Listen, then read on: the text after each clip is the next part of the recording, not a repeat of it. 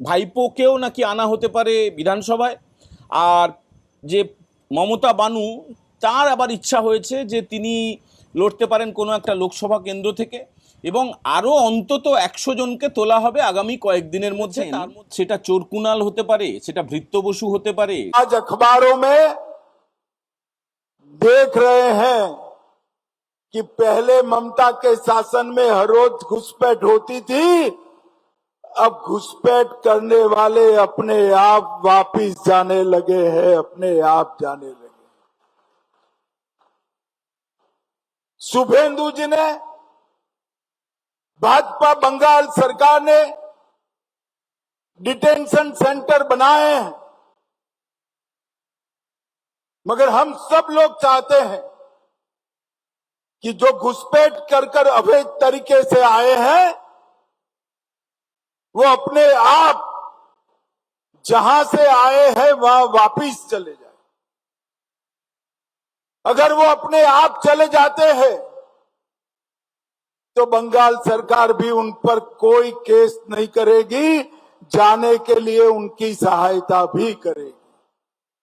और मैं आशा रखता हूं कि जब अभियान चले पहचान का, उसके पहले ही ढेर सारे लोग अपने आप चले जाएंगे।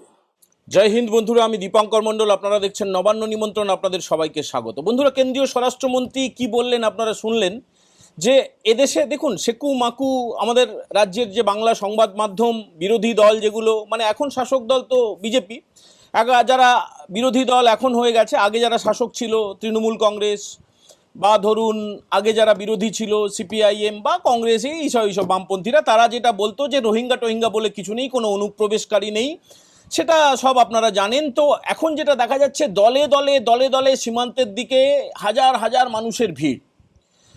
তো দেখুন, আজকে তো মুসলিমদের একটা উৎসবের দিন, আজকে কুরবানি ঈদ বলা হয়, ঈদুল আজাহা। যারা রাষ্ট্রপ্রেমী মুসলিম এবং যারা বন্দে মাতরম গাইতে অস্বীকার করেন না, তাদের সবাইকে আন্তরিকভাবে শুভেচ্ছা জানাচ্ছি। রাজ্যের মুখ্যমন্ত্রী শুভেন্দু অধিকারী, তিনিও ঈদের, এই কুরবানি ঈদের শুভেচ্ছা জানিয়েছেন। এবং আপনারা ইতিমধ্যেই জেনে গেছেন যে কোনো রাস্তা জ্যাম হয়নি, রেড রোডে নামাজ পড়া হয়নি, সেখানে মমতা বানু, তাকে ডাকাই হয়নি, তো তিনি কি করে যাবেন? ফলে তিনি গালাগালি দিতে পারেননি হিন্দু ধর্মের উদ্দেশ্যে, আর তিনি ঘোমটাও পরতে পারেননি, হিজাবও পরতে পারেননি। যেটা ঈদের নামাজ হয় সেটা হয়েছে ব্রিগেড প্যারেড গ্রাউন্ডে, এবং সেখানে সবাই খুশি, সবাই খুশি। মানে যারা যারা গিয়েছিলেন নামাজ পড়তে, সেখানে যে খিলাফত কমিটি, তারা যারা উদ্যোক্তা, যারা গিয়েছেন, সবাই খুশি। কারণ এত সুন্দর পরিবেশ, ওদিকে ভিক্টোরিয়া, এদিকে 42, এত বড় মাঠ, গাড়ি রাখার জায়গা, একদিক দিয়ে প্রবেশের পথ, অন্য দিক দিয়ে প্রস্থানের পথ, এত বড় খোলামেলা জায়গায় নামাজ পড়তে পেরে তারা খুশি।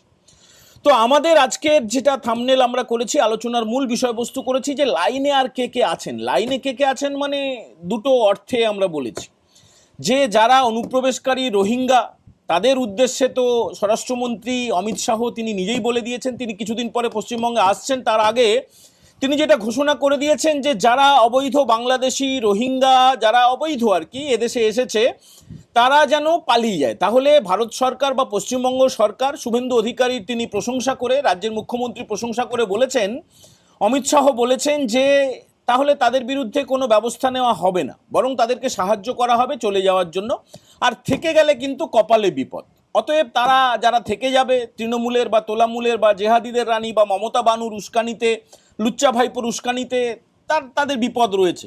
আরেকটা ছবি খুব সকাল থেকে আপনারা দেখছেন, যে কাঁচরাপাড়ার কাঁচা ছেলে, একটা আমি বনি, সেই ভিডিওটাও দেখাবো, যে তাকে কোমরে দড়ি দিয়ে, সে জেলার যুব তৃণমূলের সভাপতি ছিল, তাকে মন্দারমণি থেকে অ্যারেস্ট করা হয়েছিল। আজকে তার কাঁচরাপাড়া 3 নম্বর ওয়ার্ডে তার বাড়ির ওই রাস্তায় নিয়ে গিয়ে কিভাবে পুলিশ তাকে ঘুরিয়েছে, তার আগে কি বলেছিল, সেই ভিডিওগুলোও দেখাবো। আজকে রাজ্যের মুখ্যমন্ত্রী শুভেন্দু অধিকারী তিনি আজকে মায়াপুরে গিয়েছিলেন। মায়াপুরে গিয়ে তিনি আরতি করেছেন, তিনি গো সেবা করেছেন, তিনি যেসব সাংস্কৃতিক অনুষ্ঠান, পবিত্র আমাদের আচার উপাচার, প্রার্থনা, হরিনাম সংকীর্তন, সমস্ত কিছুতে তিনি অংশগ্রহণ করেছেন। এবং মায়াপুরে তাকে দেখার জন্য প্রচুর মানুষের ভিড় হয়েছিল, এটা বলাই বাহুল্য, ভিড় তো হবেই। তো বিষয়টা হচ্ছে যে লাইনে কে কে আছে আরেকবার একটুখানি আমরা ঝালিয়ে নিই। আপনারা তো দেখছেন যে একে একে কেমন নিভিছে দেউটি, অর্থাৎ বিধায়ক, সাংসদ, যারা চেয়ারম্যান, যারা কাউন্সিলর, তারা একে একে পদত্যাগ করছেন। এই দলটা তো থাকবে না, এটা তো মোটামুটি টের পাওয়া গিয়েছিল। 4 তারিখে ফল প্রকাশের পর থেকে একে একে যেভাবে এই দেউটিগুলো নিভছিল, মোমবাতিগুলো নিভে যাচ্ছিল। তো বিষয়টা যেটা আমরা বলতে চাইছি যে এবারে কে কে মানে অ্যারেস্টের যেটা চলছে, দিলীপ মণ্ডল বলে একজন অ্যারেস্ট হয়েছেন, দক্ষিণ 24 পরগনার একদম ভাইপোর, লুচ্চা ভাইপোর তার খুব ঘনিষ্ঠ বিধায়ক।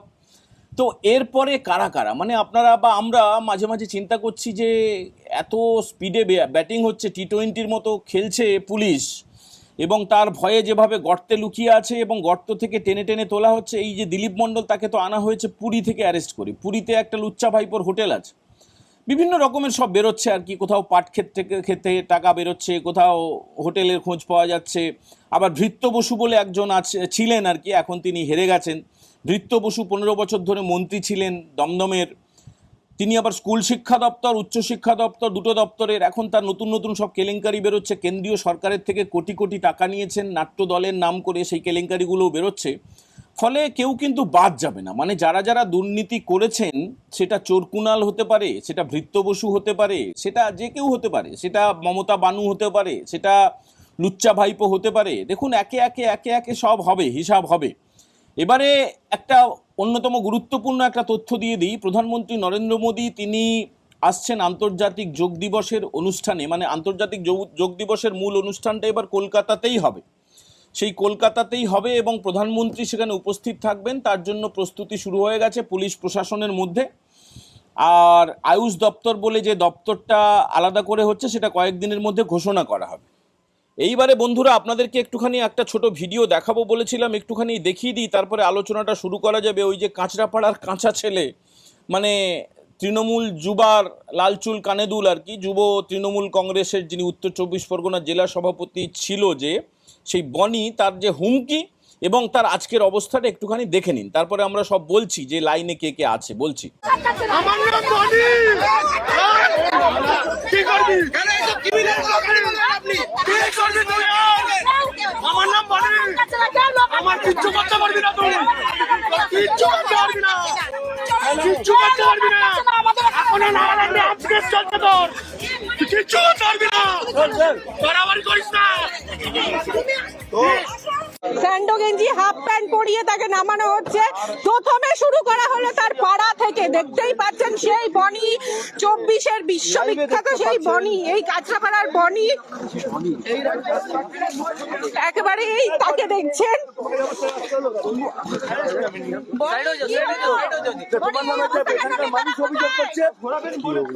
তুমি তোলা নিতে এখান থেকে বিভিন্ন কোটা থেকে টাকা দিতে, তোলা টাকা দিতে। আরে বলো না, আর কি হবে? তো কিছু বলার নেই। কেন তোমার নেতারা কোথায়? একা একা দেখতে পাচ্ছেন তুমি, কি তোমার কোনো আক্ষেপ আছে? দলের জন্য তো অনেক কিছু তোলা তুলেছো, তো এই কি আক্ষেপ আছে কোনো? কাদের দিতে টাকা, কাদের নাম করে টাকা তুলেছিল, তারা কোথায় গেল? বলো বলো। এইখানেই তো 24 সালে তুমি বলেছিল আমি বলি।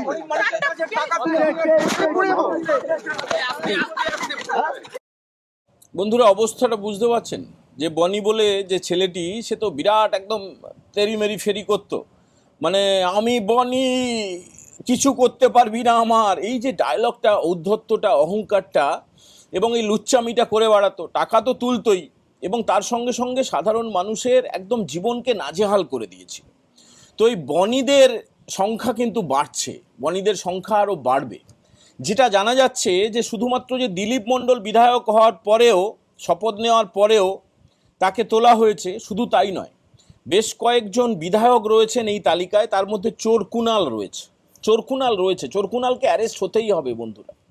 এবং কয়েকজন বিধায়ক রয়েছে, তার মধ্যে কয়েকজন সাংসদ রয়েছে, আর কাউন্সিলররা অগুন্তি রয়েছে, পঞ্চায়েত সমিতি এবং জেলা পরিষদ। একটা তালিকা তৈরি করা হয়েছে। দেখুন এক রাতে তো আর সব তুলে নিলে হবে না, আরে বাবা, একটা মানে সংখ্যা তো নির্দিষ্ট, পুলিশ প্রশাসন তাদের তো আইন শৃঙ্খলাটাও দেখতে হবে। ফলে এখন খোঁজা চলছে বেশ কয়েকজনকে, কেউ নাকি নেপালে পালিয়ে গেছে, দু একজন বাংলাদেশে পালিয়ে গেছে, দু একজন দুবাইতে পালিয়ে গেছে। মানে এই যে লুচ্চা ভাইপো, তার যারা সাগরেদ ছিল, তার যে পিএ ছিল, তাকেও খুঁজে পাওয়া যাচ্ছে না। খোঁজা চলছে, মানে খুঁজে পাওয়া যাবে। সুমিত বলে একটা ছেলে ছিল, একদম লুচ্চা ভাইপোর সমস্ত ফাইল নিয়ে নবান্নে যেত, মানে আমরা দেখেছি সেটা। নবান্নে গিয়ে সেখানে সেই পুলিশের এসপি কোথায় বদলি করা হবে, আইসিকে কোথায় বদলি করা হবে, ডব্লিউবিসিএসদের শুধুমাত্র বদলি না, কোথায় দিলে কে ভালো তোলাটা তুলবে, আইএএস আইপিএস সমস্ত কিছুটা কিন্তু এই লুচ্চা ভাইপোই দেখতো। নামমাত্র মমতা বানু ছিল মুখ্যমন্ত্রী, এবং মমতা বানু বাড়িতে থেকে তার কিছু করার নেই, সে নাকি কবিতা লিখছে, আর সে একসময় গানও গাইতো, সে একসময় ছবিও আঁকতো, সে বিরাট চিকিৎসাও করতো। আর তারা যারা চেলা চামুন্ডারা, তাদের আর কোনো দেখা নেই। যারা ওই রংচং মেখে, পাউডার স্নো মেখে, সে টালিগঞ্জের হোক আর যাত্রাপার্টি করুক, যাই করুক, তাদের আর কারো দেখা নেই, কারো দেখা নেই, একজনেরও দেখা নেই। এমনকি কারিগরি শিক্ষা দপ্তরের একজন মন্ত্রী ছিল ইন্দ্রনীল সেন, তাকে সিপিএমের আমলেও দেখা যেত সিপিএমের পেছনে পেছনে পা চাটছে, আবার তৃণমূলের সময় দেখা যেত আবার তৃণমূলেরও পা চাটছে বা মমতা ব্যানার্জির চটি চাটছে। দেখুন, আমি ঠিক করেছি উত্তেজিত হয়ে আর বেশি ভিডিও করব না। উত্তেজিত হয়ে এমন কিছু কথা বেরিয়ে আসে, আপনারা কেউ কেউ কমেন্টও করেছেন যে দাদা একটু আস্তে কথা বলুন, কানে হেডফোন লাগিয়ে শুনতে অসুবিধা হয়। তো আমি ঠিক করেছি যে তথ্যগুলো অবশ্যই দেব, এবং কিছু কিছু অলংকার, কিছু কিছু বিশেষণ অবশ্যই আপনাদের জানাবো। তো বেশি চিৎকার চেঁচামেচি করে লাভ নেই। এখন যেটা দেখতে হবে যে সুষ্ঠুভাবে পুলিশ প্রশাসনটা চালাতে হবে এ রাজ্যের, এবং তার জন্য যা যা কিছু দরকার আমাদের সরকারের পাশে থাকতে হবে। কারণ এই লুচ্চা বাহিনীর যে 15 বছরের যে দৌরাত্ম্য, এবং তারপরে এখন তো বামেদের সঙ্গে লুচ্চা বাহিনীদের একটা জোট হয়ে গেছে, আপনারা জানেন। কিছুদিনের মধ্যে যেটা শোনা যাচ্ছে যে ভাইপোকেও নাকি আনা হতে পারে বিধানসভায়।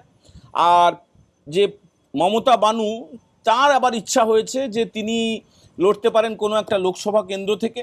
আদৌ জিতবেন কি হারবেন ঠিক নেই, এরকম একটা তোলামূলের মধ্যে, চোরামূলের মধ্যে পরিকল্পনা চলছে। কিন্তু যেটা আমরা পুলিশ প্রশাসন সূত্রে খবর পাচ্ছি, যে তালিকা, একটা লম্বা তালিকা রয়েছে, সেই তালিকার মধ্যে ইতিমধ্যে প্রায় শতাধিক তোলা হয়ে গেছে চোরামূলের সব নেতা নেত্রীদেরকে, এবং আরও অন্তত 100 জনকে তোলা হবে আগামী কয়েকদিনের মধ্যে। তার মধ্যে মন্ত্রিসভার সম্প্রসারণ হয়ে যাবে, মানে মন্ত্রিসভায় অনেকগুলো দপ্তর এখনো ফাঁকা রয়েছে, সেখানে রাজ্যের মুখ্যমন্ত্রী শুভেন্দু অধিকারী রাজ্যপাল RN রবির সঙ্গে দেখা করে সেই তালিকাটা দিয়ে এসছেন, এবং তাদের শপথ বাক্য পাঠ করাতে হবে, যে সংবিধান মেনে যেটা নিয়ম।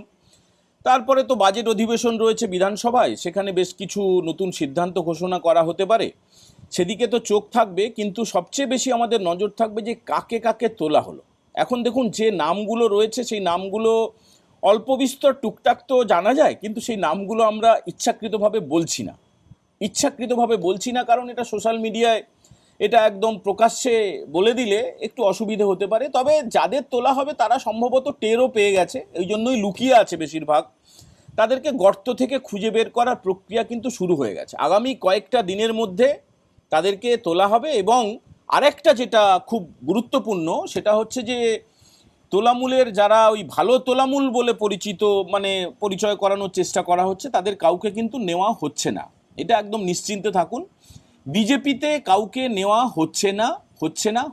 বন্ধুরা, আজকের এপিসোড কেমন লাগলো একটু কমেন্ট করে জানাবেন, এবং যারা প্রথমবার দেখছেন নবান্ন নিমন্ত্রণ চ্যানেলটা সাবস্ক্রাইব করে বেল বাটনে প্রেস করে দেবেন। এবং আপনাদের প্রত্যেকটা কমেন্ট আমরা পড়ি, আপনাদের প্রত্যেকটা পরামর্শ আমরা গ্রহণ করি।